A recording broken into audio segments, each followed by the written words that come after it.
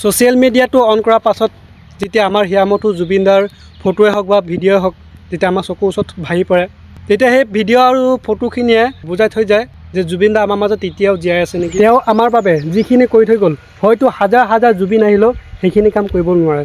ধৰ্মতেই বা যিকোনো কৰ্মতেই তেওঁ বিভাজন কৰা নাছিলে। তেওঁ অসমবাসী সকলো ৰাইজকে একত্ৰিত কৰি গৈছিলে।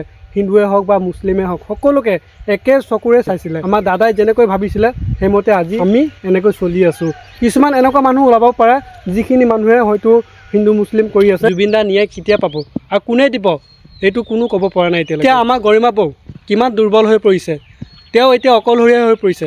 অসমৰ সকলো ৰাইজ আছে, তথাপিও গৰিমা বৌ এতিয়াও অকলশৰীয়া হৈ গ'ল। কাৰণ তেওঁৰ লগত তেওঁৰ যিজন আপোন, সেই আপোনজন নাইকিয়া হৈ গৈছে। তেওঁ কান্দি কান্দি দিনে ৰাতিয়ে কান্দি কান্দি অকলে এটাই কৈছে যে জুবিনদাৰ ন্যায় লাগে।